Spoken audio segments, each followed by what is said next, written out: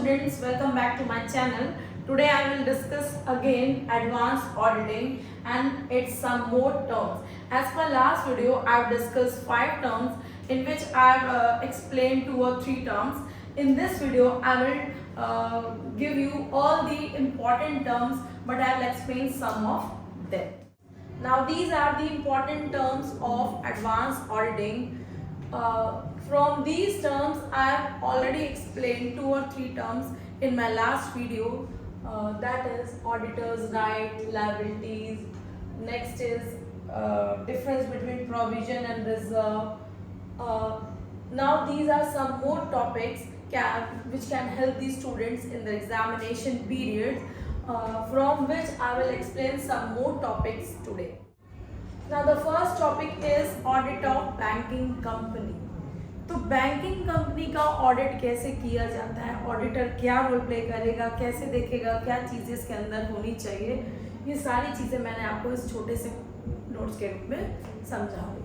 तो सबसे पहले कि बैंकिंग कंपनी होती क्या है। तो बैंकिंग कंपनी का मतलब है वो कंपनीज जो बैंक के रूप में काम करती है और जो बैंकिंग रेगुलेशन एक्ट 1949 में देखी जाती है। ठीक है, these are regulated by Banking Regulation Act 1949.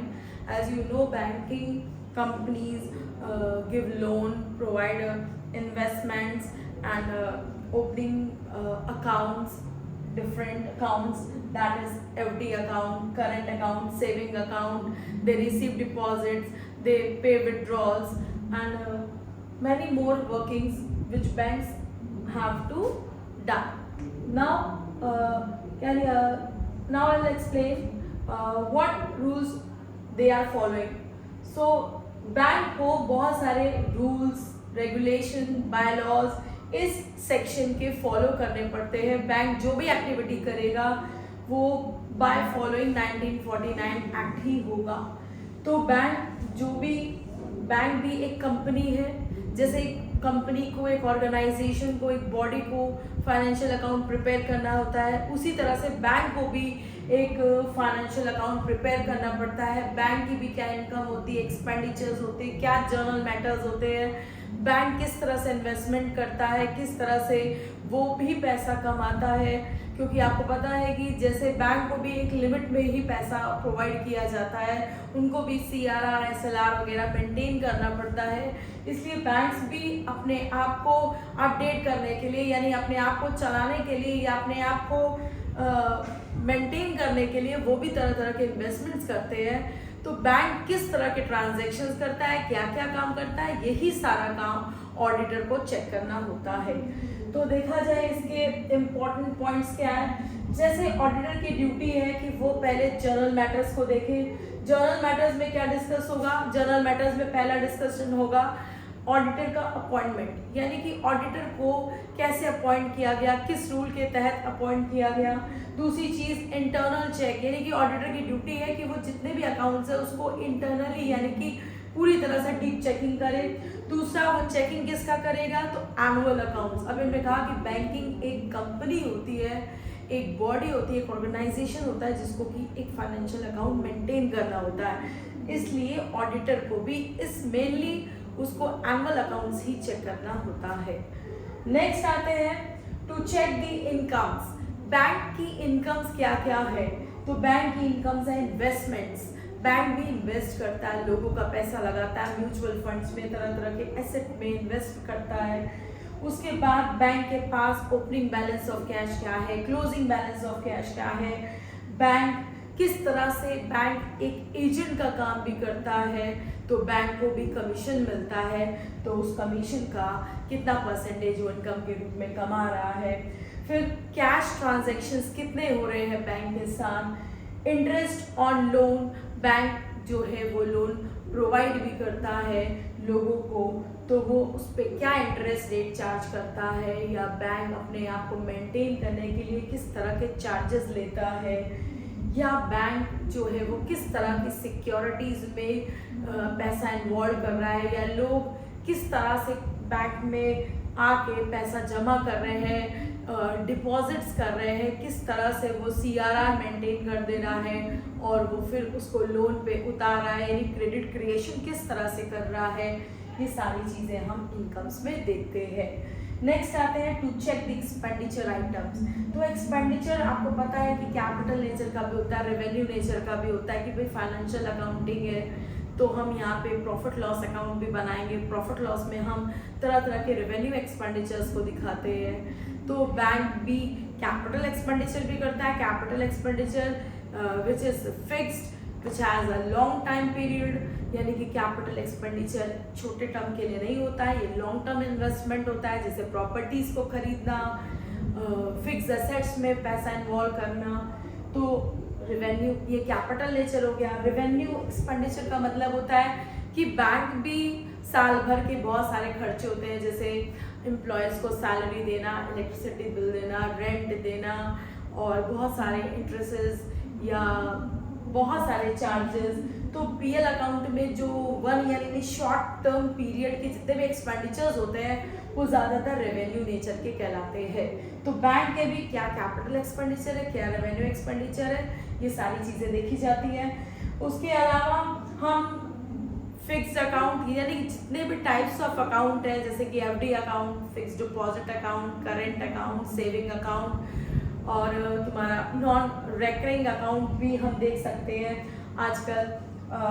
तो इस अकाउंट में कितना फंड आ रहा है, कितने पॉलिसीज़ है जो लैप्स कर गई है, कितनी पॉलिसीज़ है जो पे आउट हो गई है, कितनी पॉलिसीज़ है जो बैंक बेच रहा है, कितने अकाउंट्स खोल रहा है, क्या इंटरेस्ट है उस पर। तो ये सारी चीज़ें देखी जाती है।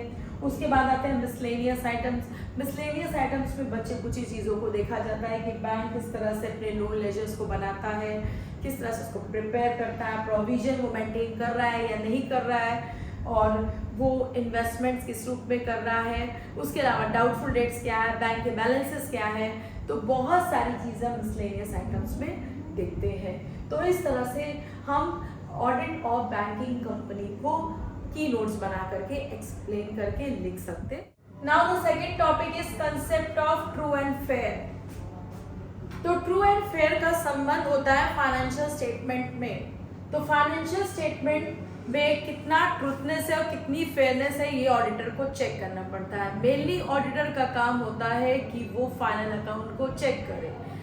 तो देखा जाए तो फाइनल अकाउंट मतलब फाइनेंशियल स्टेटमेंट, क्योंकि देखा जाए तो हर बिजनेस ऑर्गेनाइजेशन का जो मेन अकाउंट होता है वो फाइनेंशियल अकाउंट ही माना जाता है, और इसमें मेन इम्पॉर्टेंट होता है फाइनेंशियल स्टेटमेंट जो बिजनेस की फाइनेंशियल पोजीशन को बताता है। तो ऑडिटर जो भी फाइनेंशियल स्टेटमेंट जो कंपनी तैयार करती है वो कितना सही है, वो कितनी ट्रू बातें बता रहा है, कितनी फेयरनेस दिखा रहा है, यही ऑडिटर को चेक करना पड़ता है। तो ऑडिटर सबसे पहले जो है वो कंपनीज एक्ट 2013 को फॉलो करता है, क्योंकि फाइनेंशियल जो भी हम स्टेटमेंट तैयार करेंगे वो हम अकॉर्डिंग टू कंपनीज एक्ट 2013 करेंगे। और उसके बाद इसमें हम पहला देखेंगे कि वो फाइनेंशियल स्टेटमेंट से रिलेटेड क्या चीज़ों को ज़्यादा जोर देगा।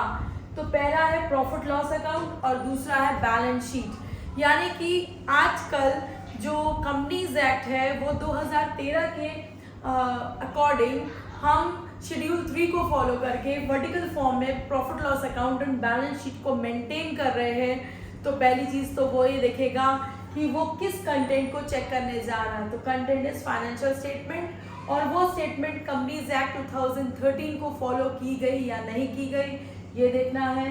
बैलेंस शीट जो है वो वर्टिकल फॉर्म में बनाया गया या नहीं बनाया गया, शेड्यूल 3 को फॉलो किया गया।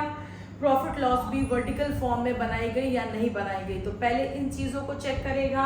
उसके बाद कुछ इंटरप्रिटेशंस भी वो करेगा, जैसे कि first is mathematical accuracy of books of account. यानी कि जो भी बुक्स अकाउंट्स में जो भी फिगर आउट है, जो भी एसेट्स है जिनके फिगर्स है वो क्या वो सही है, क्या वो वाकई में उतने ही अमाउंट के हैं या उतनी ही उनकी वैल्यू है, ये सारी चीज़ें देखना।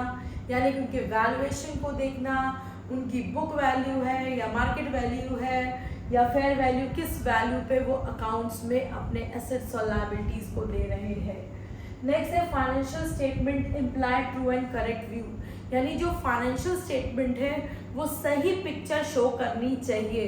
यानी कि ये नहीं है कि हम उसमें विंडो ड्रेस करके या मैनिपुलेट करके सारी चीज़ों को बदल दे, यानी कि कंपनी जो है वो टैक्स से बचने के लिए चीज़ों को काफ़ी मैनिपुलेट कर सकती है। नेक्स्ट है fulfilment of rules and regulations, यानी कि स्टैट्यूटरी रिक्वायरमेंट्स को फुल किया गया, क्या सेबी को देखा गया, क्या आर्टिकल्स को फॉलो किया गया, तो ये सारी चीज़ें भी कंपनी को करनी पड़ती है। नेक्स्ट है डेप्रिसिएशन जो है वो लगाया गया या नहीं लगाया गया, और डेप्रिसिएशन नहीं लगाया जा रहा है तो वैसे ही फाइनेंशियल स्टेटमेंट फीका हो जाएगा, वो गलत पिक्चर शो करेगा। तो डेप्रिसिएशन लगाया गया, और लगाया भी किस हिसाब से, स्टैट्यूटरी रूल्स को फॉलो किया गया या नहीं किया गया, ये सारी बातें देखना।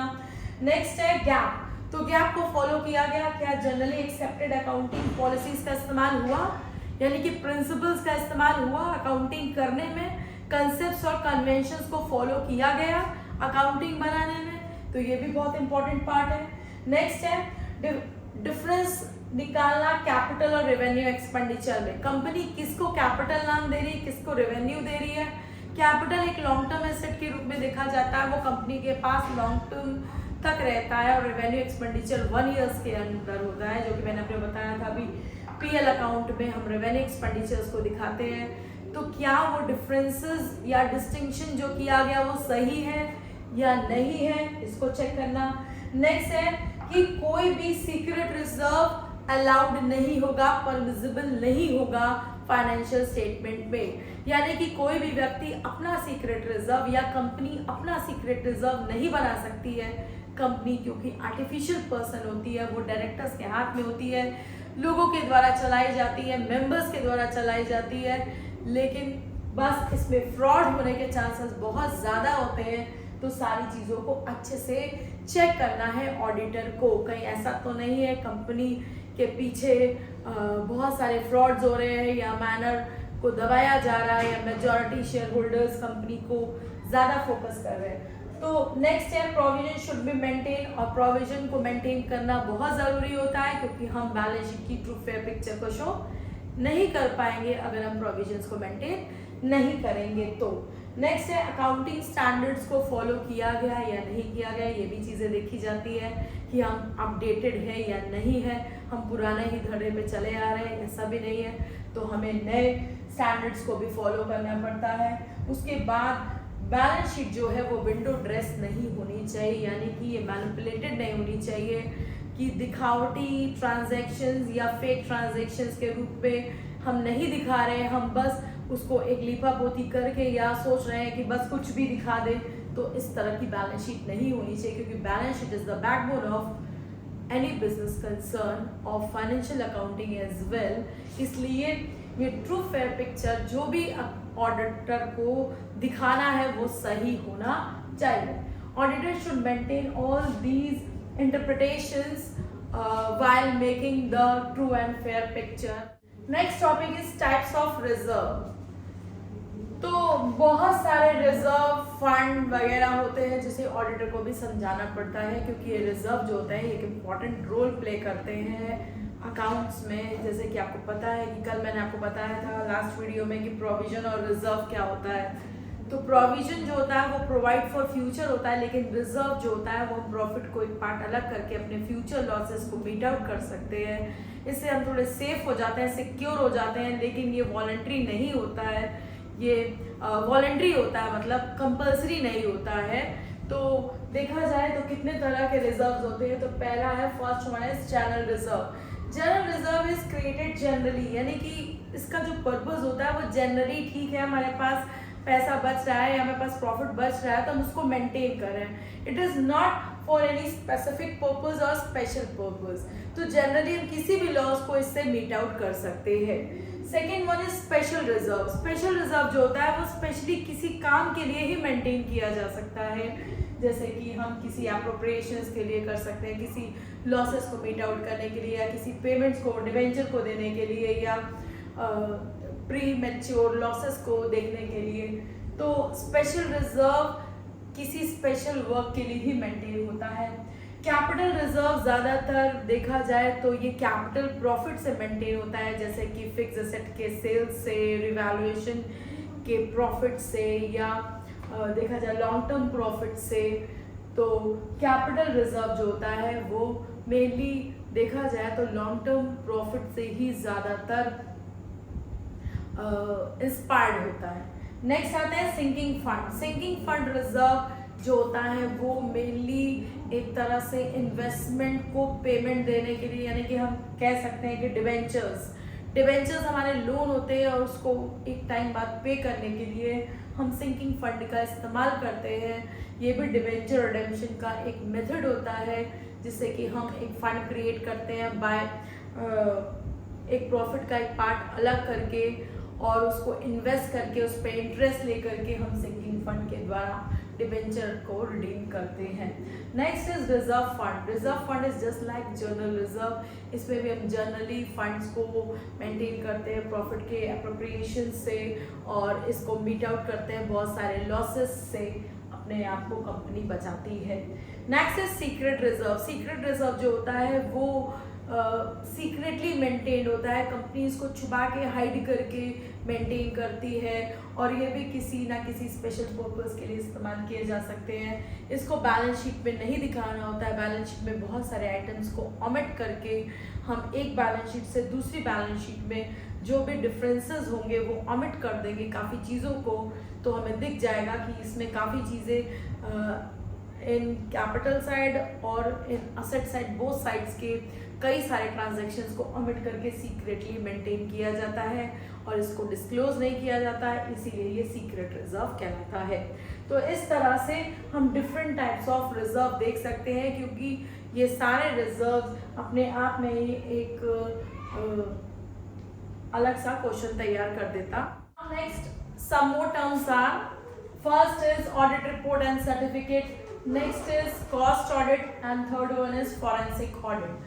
cost audit report क्या होता है कि जो ऑडिटर जो भी एक्टिविटीज करता है और लास्ट में जो एक फाइनली वो एक रिपोर्ट तैयार करके देता है और वो जो कंपनी के लिए सारे की नोट्स बताता है कि उसने क्या देखा, क्या सही था, क्या गलत था, कंपनी को क्या करना चाहिए, कैसे करना चाहिए, तो वो एक समरी फॉर्म में जो रिपोर्ट तैयार करके देता है उसको बोलते हैं audit report. Next is audit certificate. Certificate का मतलब होता है सर्टिफाइड करना। जब तक कि ऑडिटर खुद श्योर नहीं होगा ये चीज एकदम सही है या एकदम ट्रू है, तब तक वो चीजों को सर्टिफाई नहीं करेगा। तो सर्टिफिकेट का मतलब होता है वो जब जिस चीज को एकदम सही से जानेगा और उस पर प्रूफ रहेगा कि हाँ वो उसको प्रूव कर सकता है, दैट इज एग्जैक्टली ट्रू, तभी वो उसको सर्टिफाइड करेगा और उस चीज पे जब वो सर्टिफिकेट तैयार कर देगा तो that is called auditor certificate. Next is cost audit. Cost account जो ऑडिट होती है that is related to cost accounting.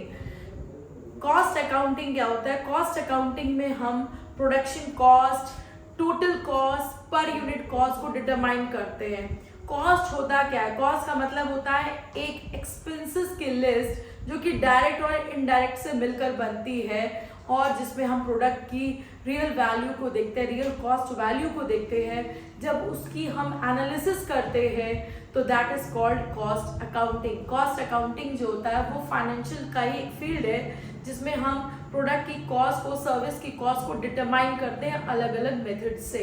तो इसमें production cost, total cost, per unit cost को फाइंड आउट किया जाता है। जब इसकी ऑडिटिंग करने के लिए ऑडिटर को अपॉइंट किया जाता है that is called cost audit. इसमें ऑडिटर देखता है कि प्रोडक्शन कॉस्ट कैसे निकाली गई, किस चीज़ों को फुल रूल्स को फॉलो किया गया या नहीं किया गया, प्रिंसिपल्स को फॉलो किया गया या नहीं किया गया, और कॉस्ट को कंट्रोल करने के लिए क्या मेथड्स अप्लाई किए गए।